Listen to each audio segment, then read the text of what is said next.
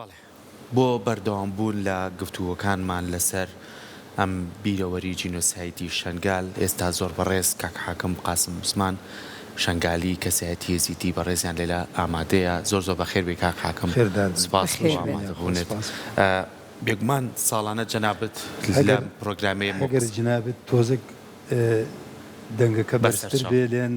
ئەزانی پیرەمێری حەقی خۆی هەیە ناناتەمە درێژ بیت ئینشاءالله سپاس بۆ ئامادەبوونێ سپاس بۆ جنابتان ئێمە بەداخەوە هەموو ساڵێک لەم ڕۆژەیە بیرەوەریەکی زۆر تاڵ و ناخۆش و ئەمەش وای کردووە کە هەمیشە ئەم ئازارە لە دڵی هەر تاچێکمانە هەبێت نەک تەناخوشک و برایەزیدەکانمان بەڵام من لەم پرسیارەوە دەست پێ یەکەم ئەمە 12 ساڵ تێپەڕی ئایا توانیمان ڕۆحێکی تۆزێک ئاسوودەی بگەڕێنینەوە ناو شەنگال یاخود نە پێش هەموو تشتێک دەستی جنابتان خۆش بێ سپاس و ئینشاءالله کەنالی کورسات هەر کەناڵێکی پێشکەوتوو بێ پرۆفشنال بێ ئیشێکی مهێنی جوان بکە بۆ کوردەواری ڕێز و سلااو و خۆمانە چمێن بەرەمبەر ئەو قوربانیانی کە لە کارەساتی شنگال لە ناو چۆن بە شێوەیەکی درڕندە نائینسانی ئەو پرسیاری جنابێت بۆ گەڕاندنی ئاسوودە بۆ ئەو خەڵکە لەوێ ئێمە بۆ بە شێوازێکی تر پرسیار ناکەین ئایا ئێمە هێشتومانە ئاسوودەیە بۆیان بگەڕێتەوە ئەگەر ئێمە پرسیار بەم شێوەیە پرسیار بکەین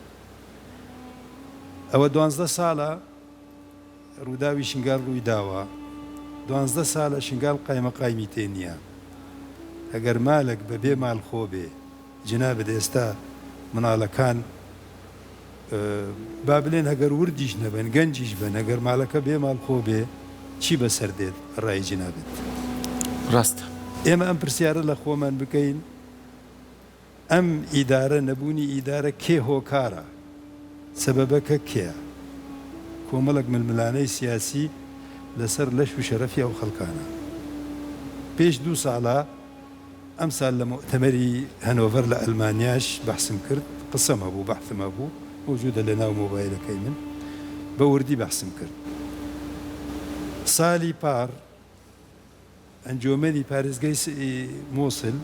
بریاردا قایمەقایمەک بۆ شنگال دەینێ کوڕێک خەڵکی منتەقەیە ناوی سەیدۆل ئەحمەدیە انتخابی ئەنجۆمەنە جنابە دەزانێ ئەنجۆمەن سوڵتەیەکی تەشریعیە لە ناو پارێزگا ئەو کاتە قایمەقایمی بەدیل کە مدیر ناحیەی شیمالە کاتی خۆی برادرانی پارتی دانابوو لەوەیە لە سمێلە یعنی لە فایدەیە لای سمێل ئەمە تەعنی پێکرد مافی خۆیەتی لێن سلسلەی تەعنی ئیداری وایە بەرەمبەر کێ بەرەمبەر محکەمەی ئیداری محکەمەی ئیداری سەیری کرد وەکو قانون پەسەندی کرد و تیکاکە بریاری ئەنجۆمەنی پارێزگا ڕاستە باش ئەمە ڕۆشت مافەکی تر مابوو تەعنی پێکرد بەرەمبەر چی بەرەمبەر المحكمة الإدارية في مجلس الدولة باعتبار برزترين محكمەیەکە بۆ شؤونی فەرمانبەر موظفین لە عامی عراقا ئەمەش کە سەیری کرد تەعنە تەمیزیەکە پەسەندی کرد وتی قرارەکە ڕاستە پارێزگاری مووسێل تەعنی لێدا بەرەمبەر کێ بەرەمبەر محکەمە الاتحادیە کە گەورەترین محکەمەیەکە لە عراقا لە هەموو عالەمە ئێستای ئەمریکیش هەروایە کە گەورەترین محکەمەیەکی دستوری و لەو دەولەتە و بریارەکانیش ملزمن و قاتعن ینی مەجای تەعنیش تێ نییە باشە لێرەش محکەمەی اتحادیش پەسەندی کرد دووەرە ئەم کوفرە قانونیە ینی تو سەیری ئەمە بکە محافظی مووسڵ هەتا ئێستا ئەو بریارە جێبەجێ ناکە لەبەر توافقاتی سیاسی لە نێوان ئەقلیم و لە نێوان عراق قایمەقایم نییە لێرە هەگەرتوو بێ لە ڕووی قانونیەوە قسەی ناشرین لە دەممان دەرناچێ وەکو چۆن دوور لە ڕووی جنابەت دوور لە ئەم شوێنە تفەک لە قانون بدیانی فرەدەی بۆ شەقام محکەمەی اتحادی و محکەمەی ئیداری فی مەجلس الدەورە کە ئاعلا محکەمە لە شؤونی فەرمانبەر ئەوەی تر لە ئاستی دەولەتە هەردووکیان فەرمانبەرێکی تەنفیدی نزمترین لە ئاستی وەزیر تەنفیدی نەکە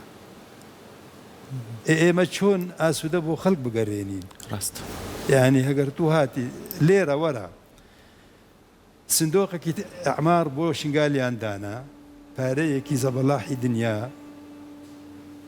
تەخشان و پەخشان پێکراوە بەشێکی کەم شتێکی بۆ ونکردنی ئیشەکە قیرتاوکردنی شەقامەک نازانیم چی ئەمانە کراوە و ئەوەی تر کێ کردووەتی ئەو ئاودانکردەی کە ئێستا مەوجودە ڕێکخراوەکانی نێودەوڵەتی و ڕێکخراوەکانی عالەمی کردووەتی حکوومەتی عراق نالێم سفرە نەکردووەتی بەڵام لە ئاستی هیچ نییە بەرامبەر ئەو پارەی کە تەرخان کراوە لە تعویضاتە ئێمە لژنێکی تعویضاتمان هەبوو کاتی خۆی من لە تەشکیلەکەی مەوجود بووم ئەوانەی کە هۆزەکانی عەرەب و خەڵکی مووسڵ و دۆروبەری مووسڵ ئەمانە لە ناو دەولەت بوون مستەمسەکاتیان کامل بوو ئینفال نەکرابوون ئیبادە نەکرابوون ئەمانە تعویدی خۆیان بە تەواوەتی وەرگرت هەتا پارەی عراق هەبوو ئێزیدیەکان کە بەشێک لە ئەستورالیایە و بەشێک لە کەنەدایە و بەشێک لە ئەمریکایە و بەشێک لە ئەوروپا پرتوبلایە نیوەی هەری زۆرتر مستەمسەکاتیان نەماوە فەوتاون ئەمانە هەتا بەواستە و واستەکاری و نازانم چی ئەو بەلگانە دەریان هێنا ئێستا پارە لە خەزینەی عراق نەماوە تاویدیشیان وەڕاگرت یعنی تو بێ ئێمە بەچی ئاسوودە بۆیان بگەڕێنین برای عزیز ڕاستە بەداخەوە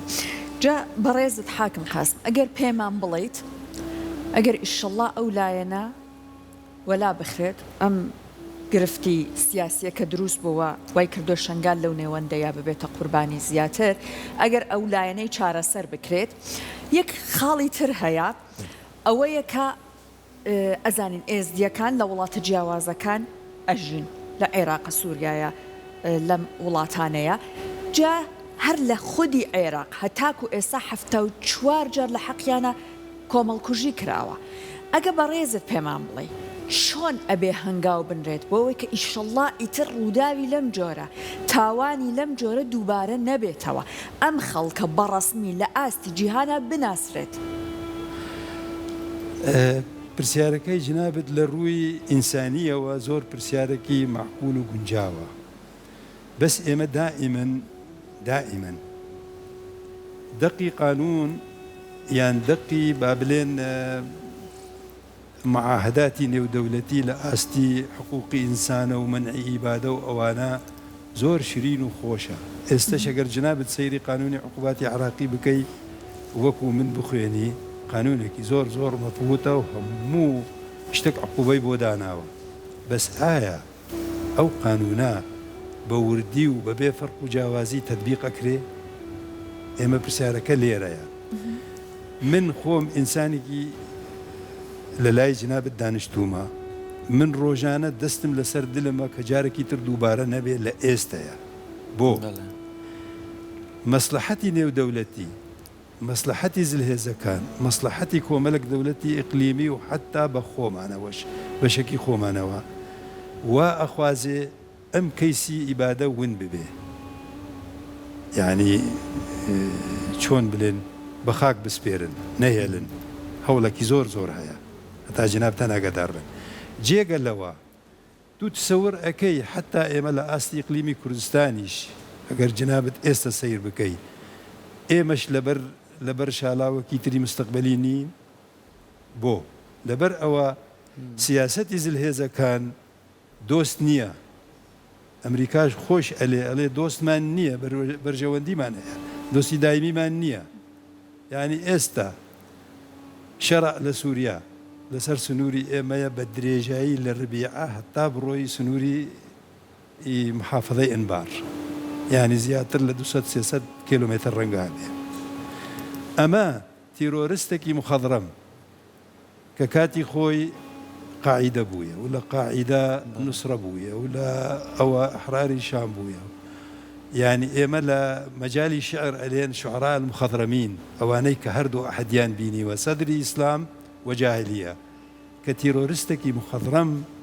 ببێتە بە نوێنەری دەولەتێک و لە بەرەمبەر ڕئیسی ئەمریکا و لە ئومەم المتحیدە و ئەوانە دانیشێ ئێمە چۆن بەرگری بکەین یانی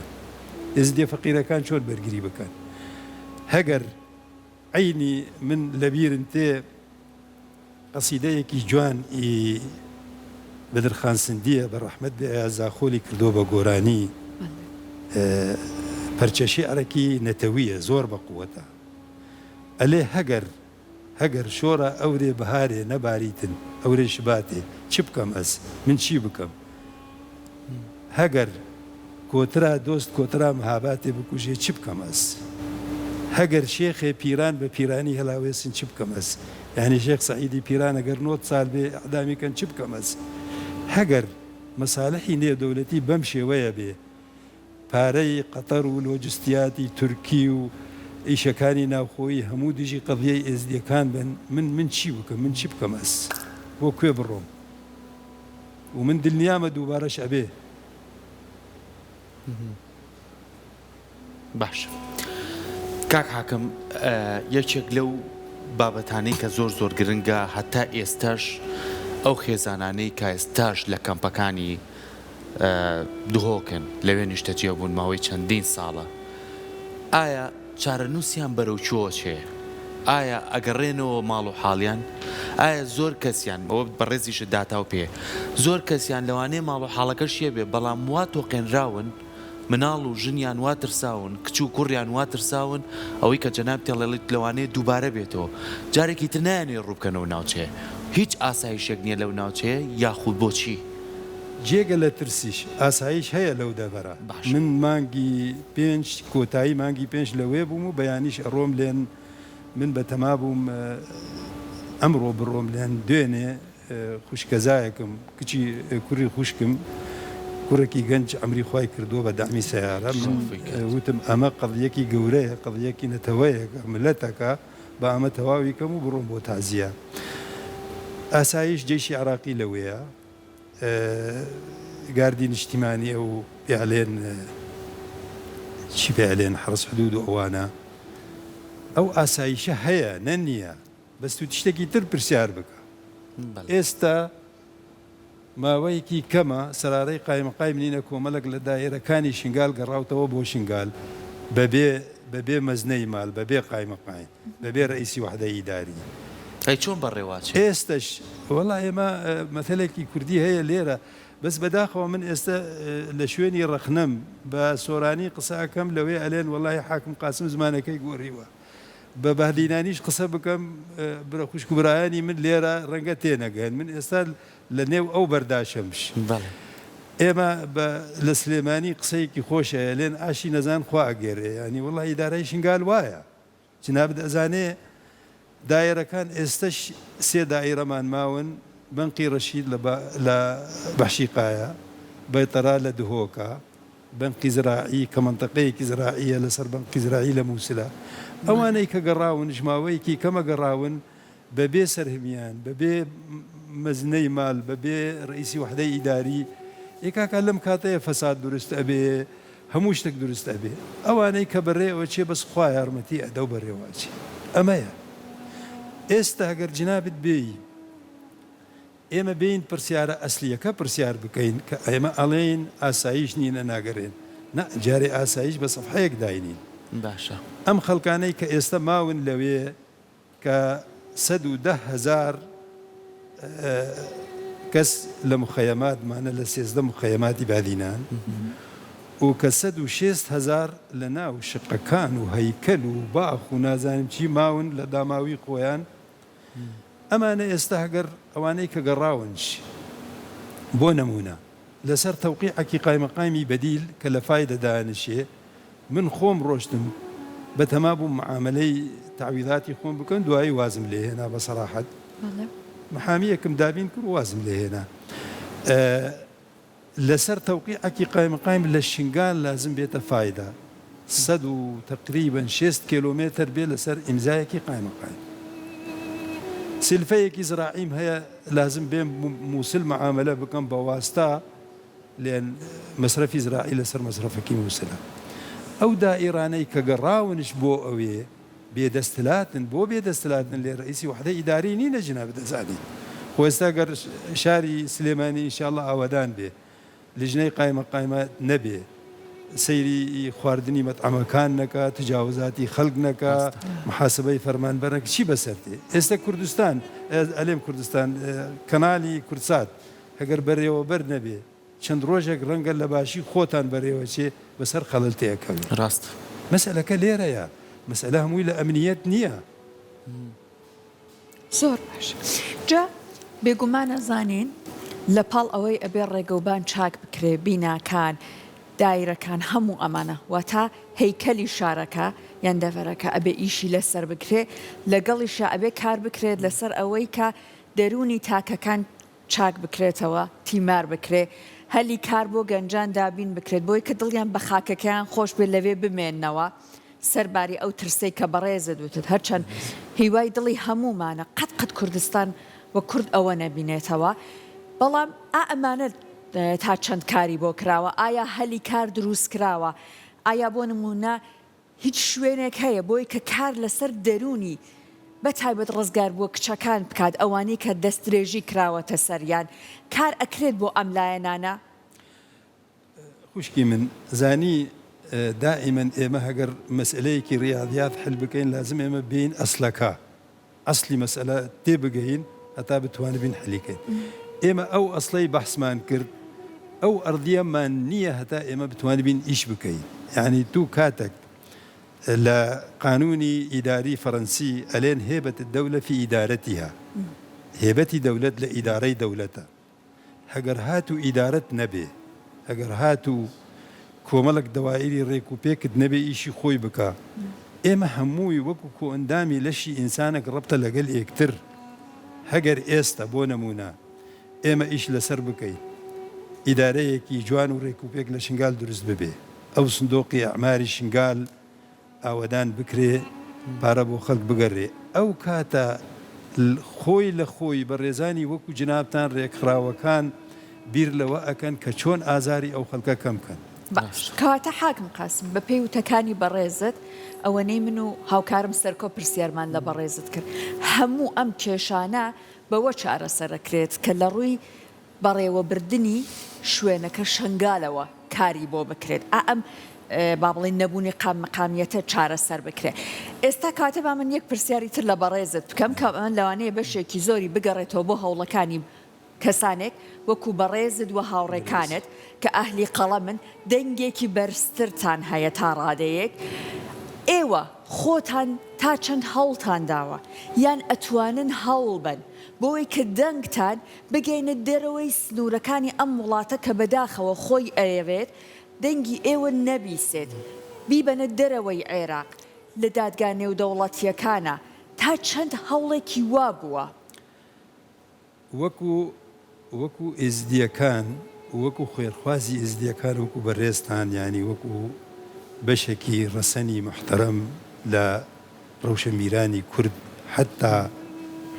ئینسان بە وجدان بێ، حتا لە عێراقیش دەنگە حەقەکان ئێزدیەکان دەرگەی ئومەم المتحیدە چەند جاری لێداوە لە هەچی مؤتەمەری دنیا هەیە. من ئەوە 2 ساڵە 2 مؤتەمەر لە ئەلمانیانە من ڕۆشتومە ئەوێ بەم عمرەوە بەشداریم کردووە بە هەموو ئیمکانیەتی خۆم لە نەجەف و عێراق و بەغدا و هەچی بە من کردبێ ڕۆشتومە. جێگە لە منیش ئەو مناڵانەی کە لە ئەلمانیا و لە دەرەوە بوونە و گەورە بوونە گەنجن شنگالیشیان نەبینیەوە بە هەموو هەمەتی خۆیان خۆپیشاندان کردوانە لە بەردەری ڤاتیکان و لە بەردەرگەی ئومەم المتحیدە و نادیا مراد و ئەو چالاکوانانە و ئەو قەڵەم نووسانە. بەڵام جنابت ئەزانێ دائما تشتێک هەیە، من بە عەرەبی مەسەلەیەک هەل ئەڵێن جرە الحەبل، ئەگەر پەتێک لە نێو دوو مەجموعەیە هەوڵی ئەدەن ئەمە بۆ خۆی ڕاکێشێ ئەوە بۆ خۆی خۆ ڕاکێشێ. هەوڵی ئێزدیەکان بەردەوامە، بەڵام هەولی ئێزدیەکان بەرەمبەر بۆ نمونە مالی قەتەر بۆ دامی تیرۆریستەکان و لۆجستیەکانی تورکیا و بەشێکی ناوخۆی خۆمان و مەساڵحی نێودەوڵەتی خۆی هەمی دەور ئەبینێ جنابە دەزانێ. ئێستا مەسەلەی کوردی، مەسەلەی ئیقلیم کوردستان، هەگەر جنابت بێی من بەڕعی من نازانم ئینشاءڵڵا ڕەشبین نەبم و خوان نەکەوا بێ، یعنی ئێمە ڕۆژ بە ڕۆژ بەرەو پاشەکشیە ڕۆی لەبەر ئەوەی مەساڵحی نێودەوڵەتی بەرەو ئاراستەیەکی تر ئەڕۆن و ئێمەش بەو ئیمکانیاتی خۆمان زۆر بە کەلکی ئیشەکەی خۆمان ناین لێن دائیمەن مەساڵحی نێودەوڵەتی سیاسەتی نێودەوڵەتی گوناح و ئیبادە و نازانم چی و ئەوە بەس بە ئەعلام زانێ لە پشت فەردە تشتێکی ترە مەساڵحی ئەوەیە جنابەت ئەزانێ ئێستا ڕئیسی ئەکبەر دەولەی زرهێز یانی وەکو تاجرێک وەکو بەقالێکی بازار بە پارە تعامل لەگەڵ خەڵکە ئەوە بدە من بۆ من ئەوە بۆ تووە ئێزدیەکانی فەقیر چیان لە دەستی هەیە چیمان لە دەست ماوە ئەو قەڵەم ماوە و ئەو خوای گەورە ماوە زیاتر تشتێک لە دەستمان نی باشە کاک حاکم کەواتە گەر پرسیارە سەرچیەکە زۆر بەڕوونی قسەی لەسەرکەین ئێوە شنگالیەکان کەوتونەتە بەردەم هەرێمی کوردستان و حکوومەتی عێراقی لەم نێوەندایە جەنابەت ئەوەی کە ئاگاداری کامیان ئەتوانێ بەرپرسیارەتی ئەو ناوچەیە بخاتە سەرشانی خۆی کامیان ئەتوانێ ئەم پرسە یەکلایی بکاتەوە لە ڕێی قانون و یاساوە و بڵێ ئەبێ بە یاسا کەسێک هەبێ وەکو قایمقام ئەم ناوچەیە بەڕێوەبەرێ بەڕێوەبەرایەتی بگەڕێتەوە ناوچەکە ئاسایش بگەڕێتەوە ناوچەکە یاسات لە پشت هەموو ئەمانەوە بێت کەس نەتوانێ ئەم هاوسەنجێ تێک باو و ڕێگای شنگالیش بۆ بازرگانێتی بەکار نەهێنرێ بەڵکو بۆ ناوچەگەری و بۆ شوێنی شنگالەکان بێت ئایا ئەمارچی چێ؟ کاکە عینی ئەو قسەی وەضعی نێودەوڵەتی ئێستا ئێمە لەسەر وەضعەکی ناوخۆیی تەطبیقەکەین ئێمە پرسیارەکەی جنابەت زۆر پرسیارێکی معقولە هەر تشتێک هەر خانووەک مەتەن بۆ نمونە لەسەر بناغەیەکی باش ئەساسێکی باش دانەینی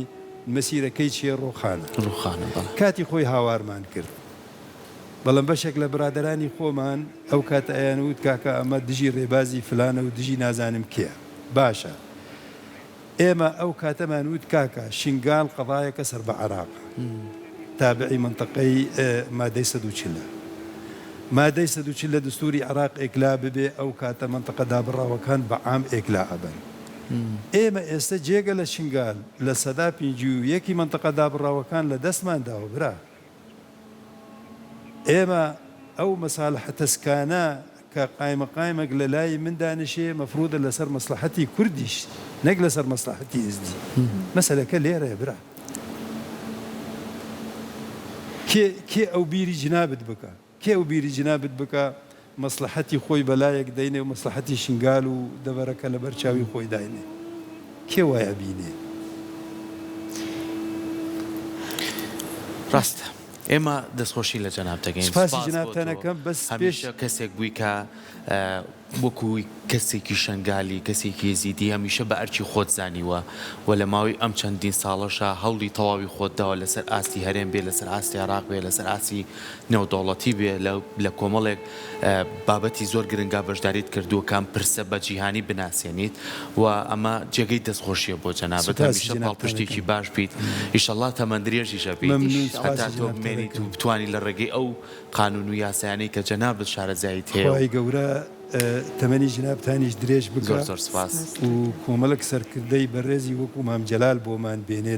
لە جیلی تازە هەتا بزان بێ چۆن تسەڕف لەگەڵ کەیسی کورد و کەمینەکانیش بکات بەڵام لەسەر بەرنامەکەش دەستی جنابتان ملیۆن جار خۆش بێ بەس پێم خۆش بوو ئەم بەرنامەی لەسەر جینۆسایدێکی گرنگ وەکو ئێزدیەکان لە بەیانی نەبایێت لێن ئێستا خەڵک تەلەڤیزیۆن نابینێ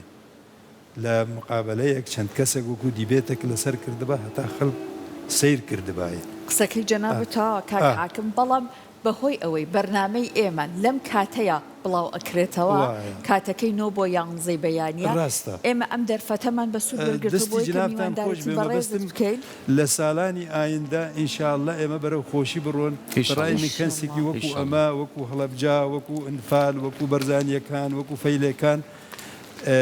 لە کاتێکی با بڵێن کاتێکی زێڕین پێ بدرێ ینی کاتێکی زیاتر کە خەڵکی خۆمان لە کوردستان ئاشنایی کۆمەڵک تشت بێ ڕەنگە ئێستا لە سەدا نۆدی گەنجەکانی ئێمە لە سلێمانی وەکو جنابتان مهتەم نەبن نەزانەبن شنگال بارودۆخی چییە ئیدارەی شنگال چییە چۆن بووە ئەو کاتە ڕەنگە زیاتر تێبگەن مەبەستم ئەوە من هەتا مردن دەستخۆشی لە کەنالی قورسا دەکەم ئەزانم چەند سۆزن بەڵام جاری وا هەیە دوو مەحامی مەثلەن بەرەمبەر دادگایەک وەستاون یەکێکیان حەقی لە لای موکلەکەیە بەس تعبیرەکەی باش نییە خەسارەت ئەبێ کاتەکە جارجار خیانەت لێمانەکە بێگومان ئەمڕۆ بە درێژایی ڕۆژ کەناڵی کورسات و هەروەها بەشی هەواڵی کورسات کەناڵی هەواڵ نیوزی کورسات بەرنمەکانی یەکسەر تەرخان کردو بۆ بابەتەکەی با بڵێن ئەوەی کە ئەمڕۆیە لەسەر جینۆسایدی شنگال بۆ ئەوەی کە بە زیاترین شەوە لە ڕێگەی میوانەکان کەسانی پسپۆر لەلایەنە جیاوازەکان بتوانێت لەسەر ئەم بابەتە قسە بکە کار بکەوە ئەگەر ئیشەڵڵا لە میانەی ئەم با بڵێن میوانانەیە ئەم گفتوگوانەیە بکرێت کە هەنگاوێکی باشتر بەهێزتر بردرێت بۆ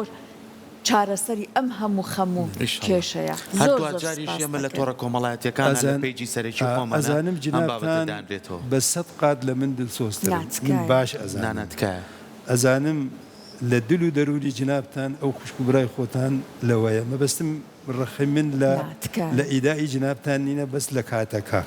جنابتان لەمەش بارتش ئەزانم میدیاکارن قسەکەی جەنابەت تەواوە بەڵام خەمت نەبێت بە درێژایی ئەمڕۆ لەسەر ئینشاءالله هەر ئاوەدان هەر لە دنیا هەر ساق و سلامەت هەر بمێنیت زۆر من سوپاسی جنابتانەکەم